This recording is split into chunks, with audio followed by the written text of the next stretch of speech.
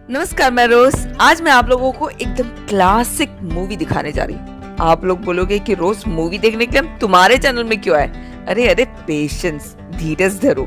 मैं जरा एक्सप्लेन तो कर लूं। खबरदार किसी ने उससे पहले डिसलाइक बटन और बैक बटन दबाया तो मजाक कर रही। ये मूवी एक सच्ची घटनाओं पर आधारित है। इसके कोई भी दृश्य और पात्र काल्पनिक नहीं है, मगर इस मूवी को आपको अपनी कल्पनाओं के स्क्रीन में देखना होगा। मैंने कई क्रिश्चियंस बुक्स पढ़े हैं, मगर बाइबल के बाद अगर किसी और बुक ने मेरे फेथ को इस तरह बूस्ट किया है तो वो ये बुक है, जिसे मैं आप लोगों को पढ़कर सुनाने जा रही हूँ। मैं गारंटी देती हूँ इस बात की कि इस बुक को पूरा सुनने के बाद आपके विश्वास का लेवल ही बदल जाएगा। इस बुक का नाम है द हेवनली मैन। ये एक चाइनीज क्रिश्चियन ब्रदर यूंग की आत्मकथा है। कई लैंग्वेजों में इस बुक का ट्रांसलेशन हुआ है। मैंने ढूंढा, मगर मुझे इसका हिंदी ट्रांसलेशन नहीं मिला। कभी भी आपको कोई भी मौका मिले तो इस बुक को जरूर पढ़िएगा। ये एक 350 पेज का बुक है। मैं शायद इसके 10-20% यहाँ वहाँ छोड़कर ऑलमोस्ट बुक हिंदी में ट्रांसलेट करने वाली हूँ। मेरी कोशिश रहेगी कि इसके हर इंपॉर्टेंट सीन्स को मैं आप तक जरूर पहुँचाऊँ। वीडियोस लंबे बनेंगे, मैं पार्ट बाय पार्ट इसे डालती रहूंगी। कितनी सारी मूवीज देखकर अपना समय गवाया है, कुछ घंटे इस बुक पर जरूर लगाएं, क्योंकि मुझे पता है ये बुक आपकी सोच बदल देगी, आपकी लाइफ बदल देगी। प्लीज इस बुक को पूरा जरूर सुनिएगा और अपने दोस्तों को भी शेयर करिएगा। तो चलिए शुरू करते हैं। कल्पनाओं का स्क्रीन ऑन करिए। मेरे द्वारा कहे हर पात्र को अपनी इच्छा का रूप और भाव दीजिए, क्योंकि हम लोगों ने रियल में उन लोगों को देखा नहीं है। देखिए, मूवी इंटरेस्टिंग होने वाली है, क्योंकि आप खुद ही से बनाने वाले हैं। चलिए चाइना का सफर शुरू करते हैं। अरे, चाइना के नाम से डरो मत, कल्पनाओं से कोरोना नहीं आएगा। और हाँ, करीना को कल्पनाओं में लेकर भी मत आना। आप इसमें कई चाइनीज नाम सुनेंगे जिसमें मेरा प्रोनाउंसिएशन बिल्कुल सही नहीं है। वैसे आप लोग को कौन सा चाइनीज आता है? सॉरी, अगर किसी को आता है तो माफ कर देना। सन 1958 चाइनीज लीप ईयर के टाइम में 5 बच्चों में चौथा बच्चा एक पुराने ट्रेडिशनल खेती किसानी करने वाले चाइना के दक्षिण भाग के हिनान प्रांत के लियू लाओ जुआंग नाम के गांव में पैदा हुआ। नाम लियू जिनिंग, जिन्हें क्रिश्चियन फ्रेंड्स ब्रदर यून बुलाते हैं। 100 मिलियन की आबादी वाला हिनान प्रांत, जिसका एक छोटा सा गांव जहाँ के सभी 600 परिवार किसान थे। आलू, बाजरा, गेहूं के साथ साथ कैबेज और कंदमूल की खेती करने वाले किसानों का एक गांव। और उस गांव का एक छोटा सा सिंपल सा मिट्टी से बना एक घर, जिसका छत गेहूं के सूखी भूसी से बना, जहां बारिश के समय में पानी अक्सर अंदर आने का रास्ता ढूंढ ही लेती थी। और ठंड के समय ठंडी हवा दीवारों के दरारों से अंदर आने से कभी नहीं चूकती थी। अकड़ने वाली ठंड में बाजरे के बचे हुए भाग से आग तापा जाता था, क्योंकि कोयला जलाना बस से बाहर था। गर्मियों के समय अक्सर सभी परिवार वाले रात को बाहर खाट लगाकर साथ में खुली आसमान में सोया करते थे। ये घर था ब्रदर योंग का, जिनके पापा का लंग कैंसर ने पूरे परिवार वालों की जिंदगी बदल दी। पापा का कंडीशन खराब था। डॉक्टरों ने हाथ उठा लिया। इस बीमारी ने सब कुछ, पैसा, जायदाद और हिम्मत भी छीन लिया। और इस कारण ब्रदर यू 9 साल की उम्र तक स्कूल भी नहीं गए। गरीबी इतनी बड़ी कि इनके भाई बहनों को पड़ोसी घरों, रिश्तेदारों से पेट भरने के लिए भीख मांगना पड़ता था। पापा के ठीक होने की हर उम्मीद खत्म हो रही थी। उनकी तबीयत रोज बद से बदतर हो रही थी। अकेले 5 बच्चों को पालने का प्रेशर माँ को आत्महत्या के कगार में लाकर खड़ा कर देता था। एक दिन माँ रात को अपने बेड में गहरी नींद में सो रही थी। तभी उन्होंने एक आवाज सुनी। एक मध्यम, प्यारी सी, प्यार से भरी, एकदम साफ आवाज। यीशु तुमसे प्यार करता है। माँ तुरंत उठ गई, घुटने में बैठकर अपने पापों की माफी मांगने लगी और फिर एक बार और अपने जीवन यीशु को समर्पित कर दिया। और तुरंत उन्होंने अपने सभी बच्चों को बुलाया और कहा कि पापा के इलाज का सिर्फ एक ही उम्मीद है, वो है यीशु। सभी बच्चों ने यीशु मसीह को अपना जीवन समर्पित किया और सभी ने साथ में अपने पापा के शरीर में हाथ रखा और उस रात रोते हुए एक छोटा सा प्रे किया। जीसस, पापा को चंगा कर दीजिए। जीसस, पापा को चंगा कर दीजिए। अगले दिन उन्होंने देखा कि पापा काफी ठीक महसूस कर रहे थे। महीनों बाद पहली बार उन्हें भूख लगी। 1 हफ्ते में पापा पूरी तरह कैंसर से ठीक हो गए। कैंसर का कोई छाप अब उन पर नहीं रहा। ये परमेश्वर का एक बड़ा चमत्कार था। ब्रदर यो के माता पिता परमेश्वर के बहुत आभारी थे और वे ये खुशखबरी सभी के साथ जल्द से जल्द बांटना चाहते थे। उस समय में पब्लिक गैदरिंग या कोई भी सम्मेलन इलीगल था, इसलिए उन्होंने एक उपाय बनाया। उन्होंने अपने बच्चों को, दोस्तों और रिश्तेदारों को घर आने का न्योता देकर हर जगह भेजा। लोगों को इनविटेशन का कारण ना पता होने की वजह से कईयों ने सोचा कि शायद पापा की डेथ हो गई होगी। वे अंतिम संस्कार के लिए सामग्रियां लेकर घर तो पहुंचे, मगर देखा कि पापा दरवाजे पर एकदम भले चंगे खड़े हैं। मम्मी पापा ने सभी दोस्तों और रिश्तेदारों को घर के अंदर बुलाया और सारे दरवाजे खिड़कियां बंद कर सबको पापा के चंगाई का वाकया सुनाया। सभी दोस्तों और रिश्तेदारों ने घुटने टेक यीशु मसीह को अपनी जिंदगी में स्वीकार किया। ब्रदर यो ने न केवल यीशु मसीह को अपने लाइफ में स्वीकार किया, बल्कि पूरे दिल से यीशु की सेवा करना भी वो चाहते थे। उनकी माँ एक अनपढ़ महिला थी, मगर वो बनी उस गांव की पहली प्रीचर। हालांकि माँ को ज्यादा बाइबल के वचन तो याद नहीं थे, मगर वो बस लोगों को यीशु पर फोकस रहने की सलाह दिया करती थी। आज के हाउस चर्चेस के कई बड़े प्रीचरों ने उनके माँ के प्रीचिंग से ही जीसस को अपनाया था। पहले पहले ब्रदर यो अपनी माँ से जब पूछते थे कि माँ जीसस कौन है, तो वो कहती थी जीसस परमेश्वर का पुत्र है जो हमारे पापों, हमारी बीमारियों से हमें छुड़ाने के लिए क्रूस पर चढ़ाया गया, और उनके सभी टीचिंग्स बाइबल में लिखे हुए हैं। माँ, क्या यीशु के द्वारा कहा गया कोई भी वचन आपके पास है? तो जवाब था नहीं, सारे वचन जा चुके, कुछ भी नहीं बचा। ये तब की बात है जब चाइना में कल्चरल रेवोल्यूशन, सांस्कृतिक क्रांति चल रहा था। उस समय बाइबल मिलना बहुत ही दुर्लभ था। उन दिनों में ब्रदर यो की शिद्दत से एक ही चाह थी कि उनके पास उनका खुद का बाइबल हो। उन्होंने माँ से और दूसरे क्रिश्चियन से पूछा कि बाइबल कैसा दिखता है, मगर किसी को नहीं पता था कि बाइबल कैसा दिखता है। एक व्यक्ति ने किसी और के द्वारा लिखे हैंड कॉपीड स्क्रिप्चर के कुछ पोर्शंस और गाने की कुछ पेजों को देखा तो है, मगर पूरा बाइबल नहीं। बहुत कम विश्वासियों को ही सालों पहले देखे बाइबल की याद भी है। ब्रदर यो कहते हैं, मैं बाइबल के लिए मानो भूखा हो गया। मेरी बेताबी को देखकर मेरी माँ को दूसरे गांव में रहने वाले एक व्यक्ति की याद आई। ये कल्चरल रेवोल्यूशन से पहले एक पास्टर हुआ करते थे। मीलों दूर पैदल चल माँ और मैं उस पास्टर के घर पहुंचे और अपनी इच्छा जाहिर की। हम बाइबल को एक बार देखना चाहते हैं, क्या आपके पास एक होगा? ये सुनते ही उनके चेहरे में डर का साया साफ नजर आ रहा था। उस व्यक्ति ने अपने विश्वास के खातिर अपनी जिंदगी के 20 साल जेल में काटे थे। उन्होंने मेरी तरफ देखा। एक गरीब, फटे पुराने कपड़े और नंगे पांव में खड़ा एक बालक पर उनको दया तो आई, मगर फिर भी उन्होंने मुझे अपनी बाइबल नहीं दिखाई। मैं उनको ब्लेम नहीं करूंगा, क्योंकि उस समय पूरे चाइना में बहुत थोड़े ही बाइबल थे।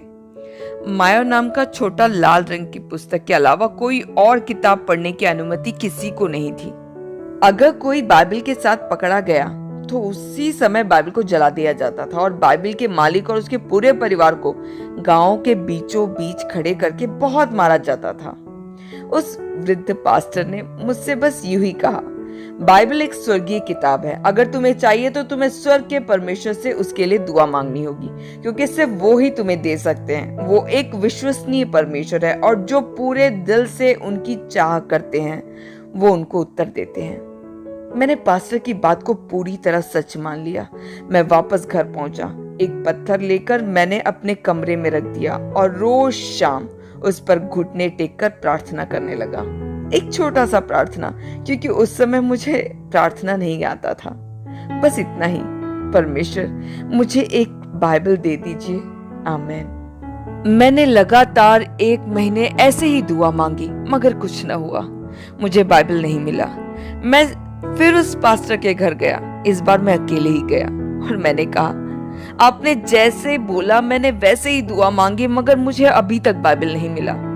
मुझे बाइबल चाहिए, प्लीज प्लीज एक बार मुझे अपनी बाइबल दिखा दीजिए। मैं तृप्त हो जाऊंगा, बस एक झलक। मैं उसे छूऊंगा भी नहीं, आप उसे अपने हाथ में पकड़ लेना, मैं बस देख लूंगा और अगर हो सके तो कुछ शब्दों को उसमें से मैं कॉपी कर लूंगा, बस फिर मैं चला जाऊंगा, प्लीज। पास्टर ने मेरे दिल की तड़प देखी। उन्होंने कहा, अगर तुम सच में सीरियस हो तो सिर्फ घुटने टेक कर दुआ मांगने से नहीं होगा, तुम्हें रोना और उपवास करना होगा। जितना तुम रोगे उतनी जल्दी तुम्हें मिलेगा। मैं वापस घर पहुंचा। सुबह और दोपहर को ना पानी ना खाना, सिर्फ शाम को एक समय एक छोटे से कटोरी में थोड़ा सा चावल बस। मैं एक भूखे बच्चे की तरह अपने स्वर्गीय पिता से वचन में भरने की चाह करता रहा। अगले 100 दिन तक मैंने एक बाइबल के लिए दुआ मांगी। अब ये मेरे बस से बाहर लगने लगा। मेरे माता पिता को भी लगने लगा कि शायद मैं अपना आपा खो दूंगा। सालों बाद आज जब मैं पलटकर देखता हूं तो उस परीक्षा को सहना मेरे लिए सबसे कठिन था। फिर एक दिन अचानक सुबह के 4 बजे महीनों की भीख मांगने के बाद मेरी दुआ सुन ली गई। अपने बिस्तर के पास मैं घुटनों में था। मुझे परमेश्वर ने एक दर्शन दिखाया। उस विजन में मैं एक ऊंची पहाड़ में एक भारी लकड़ी का ठेला ढकेलते हुए चढ़ रहा हूँ। मैं एक गांव के पास पहुंचने वाला हूँ जहां मैं अपने माता और पिता के लिए, अपने परिवार वालों के लिए भीख मांगने जा रहा हूँ। मेरे विजन में मैं बहुत परेशान हूँ। लगातार के फास्टिंग के कारण मेरे शरीर में ताकत भी नहीं बचा और मुझे भूख भी लग रहा है। ये पुरानी लकड़ी का ठेला वापस लुढ़क कर मेरे ऊपर गिरने ही वाला है। तभी मैंने देखा कि उस पहाड़ के विपरीत दिशा से, मतलब ऊपर से नीचे की ओर 3 पुरुष आ रहे हैं। उनमें से एक दयालु वृद्ध व्यक्ति जिनकी लंबी दाढ़ी थी, ताजे ब्रेड से भरी एक लकड़ी का बड़ा वाला ठेला खींच रहे थे और बाकी दोनों उनके इस पार और उस पार चल रहे थे। तब उस वृद्ध ने मुझे देखा। उनको मुझ पर दया आई। उन्होंने मुझ पर प्यार जताया और मुझसे पूछा, क्या तुम भूखे हो? मैंने कहा, हाँ, मैंने कुछ नहीं खाया। मैं अपने परिवार के लिए भोजन लेने ही जा रहा हूँ। मैं रोने लगा क्योंकि मेरा परिवार बहुत ही गरीब है। घर के सब मूल्यवान वस्तुएं पापा की दवाई पर बिक गई। हमारे पास बहुत थोड़ा सा ही खाने के लिए है और सालों से पेट भरने के लिए दोस्तों और रिश्तेदारों से भीख मांगने के लिए हम लाचार हैं। जब उस वृद्ध ने मुझसे पूछा कि क्या मैं भूखा हूँ, मैं अपने आंसू रोक नहीं पाया। मुझसे इतने प्यार से आज तक किसी ने बात नहीं की। उन्होंने एक लाल रंग की ब्रेड की झोली ठेले से लेकर अपने 2 सेवकों से कहा कि मुझे दे दे। उन्होंने मुझसे कहा कि तुम्हें जल्दी से इसे खाना होगा। मैंने जैसे ही उस ब्रेड को अपने मुंह में डाला, वो बाइबल में परिवर्तित हो गया। उसी समय अपने विजन में मैंने अपने आप को घुटनों में पाया, बाइबल को अपने हाथों में लेकर मेरे परमेश्वर को धन्यवाद देते हुए, परमेश्वर तुम महिमा के योग्य है, तूने मेरी दुआओं को सुन लिया, तूने मुझे बाइबल दे दिया। मैं अपनी सारी जिंदगी बस तेरी सेवा करना चाहता हूँ। और मैं अपने दर्शन से उठ गया और पूरे घर में बाइबल ढूंढने लगा। मेरे बाकी परिवार वाले सभी सो रहे थे। मेरा विजन एकदम रियल जैसा था, मगर जब मुझे एहसास हुआ कि वो शायद एक सपना था, मैं जोर जोर से फूट फूट कर रोने लगा। मेरे रोने की आवाज सुन मेरे माता पिता दौड़कर मेरे कमरे में आ गए। उनको लगा कि लगातार के उपवास और प्रार्थना की वजह से मैं पागल हो गया हूँ। मैंने उनको अपना विजन बताया, पर मैं जितना बताता उतना उनको मैं और पागल लगता। माँ ने मुझे शांत कराते हुए कहा कि अभी भोर भी नहीं हुआ है और दरवाजा अच्छे से बंद है, कोई भी नहीं आया। मेरे पापा ने मुझे जोर से अपने सीने से लगाया और आंसुओं के साथ बोलने लगे, प्यारे परमेश्वर, मेरे बच्चे पर दया कर, उसे पागल होने ना दे। मैं वापस बीमार होने के लिए तैयार हूँ। अगर ये मेरे बच्चे को पागल होने से बचा सकता है तो प्लीज मेरे बेटे को बाइबल दे दीजिए। मेरे मम्मी पापा और मैं तीनों हाथों में हाथ डालकर घुटने में बैठकर रोने लगे। तभी अचानक दरवाजे पर एक दस्तक हुई।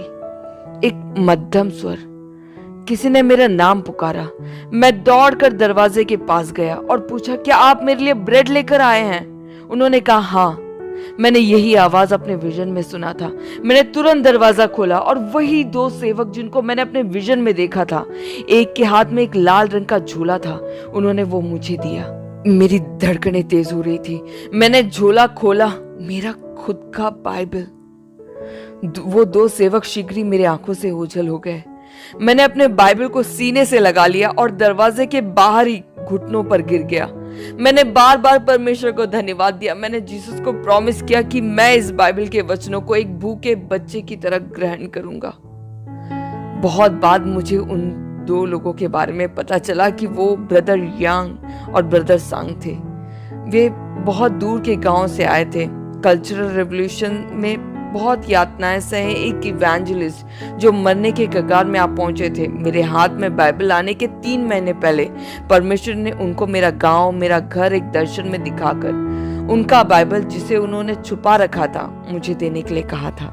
उस समय के कई क्रिश्चियंस की तरह ये वृद्ध व्यक्ति भी अपना बाइबल एक बक्से में डालकर गड्ढा खोदकर उसको दफन करके रखे थे, इस आशा में कि कभी एक अच्छा दिन आएगा और वापस उस गड्ढे को खोदकर वो अपना बाइबल पढ़ पाएंगे।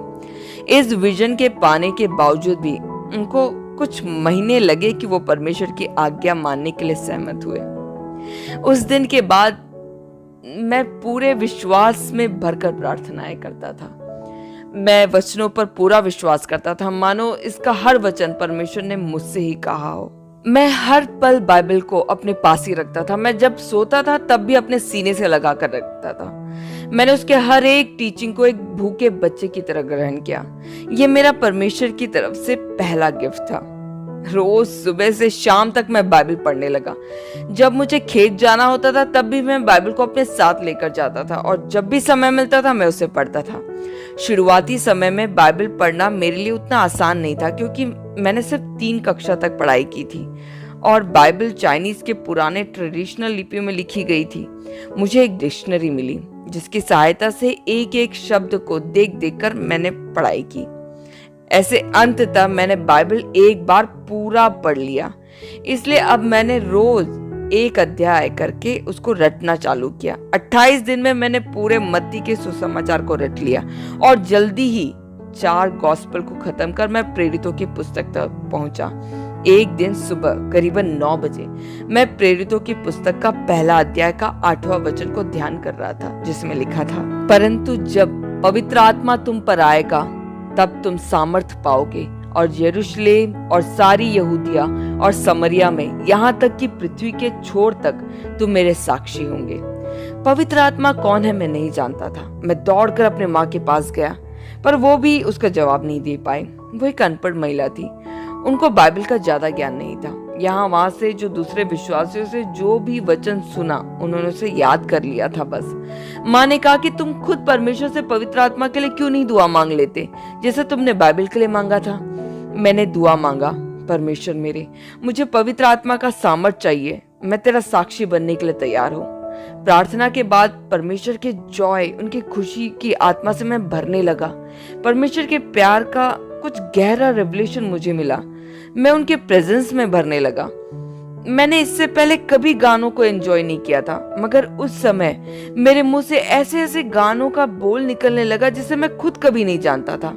वो गाने आज भी चाइनीज हाउस चर्चेस में गाया जाता है। मैं परमेश्वर के दिशा दर्शन का इंतजार करने लगा। एक दिन रात को करीबन 10 बजे थे। मेरे मम्मी पापा जगे हुए थे। मैं अपने कमरे में प्रेरितों का 12वां अध्याय याद करके अपने बिस्तर में लेटने के लिए गया। तभी मुझे महसूस हुआ जैसे कोई मेरे कंधे को थपथपाया हो। किसी ने कहा, योन, मैं तुझे पश्चिम और दक्षिण की ओर भेजूंगा, तू मेरा साक्षी होगा। मुझे एक पल लगा शायद मेरी माँ है। मैं उछलकर उनके पास गया। माँ, क्या आपने मेरा नाम बुलाया? मेरे कंधे पर किसने थपथपाया? माँ ने कहा, हम दोनों ने तुझे नहीं बुलाया, वापस दुआ मांगकर सो जाओ। मैं वापस जाकर लेट गया, मगर 30 मिनट बाद फिर मैंने एक आवाज सुनी, योन, तुम पश्चिम और दक्षिण में सुसमाचार सुनाओ, तुम मेरा साक्षी बनोगे, मेरे नाम की गवाही दोगे। मैं तुरंत उठ गया और जाकर मैंने अपनी माँ से जो भी हुआ सब बताया। माँ ने कहा, तू ज्यादा बावला मत हो, जाकर सो जा। माँ को लगा कि शायद मैं फिर से अपना आपा खो रहा हूँ। मैंने घुटने टेके और दुआ मांगी, जीसस, अगर आप मुझसे बात कर रहे हो तो मैं सुन रहा हूँ। अगर आप मुझे सुसमाचार के लिए बुला रहे हो तो मैं आपकी बुलावट को अपने लाइफ में स्वीकार करने के लिए तैयार हूँ। अगली सुबह करीबन 4 बजे परमेश्वर ने मुझे एक सपना दिखाया।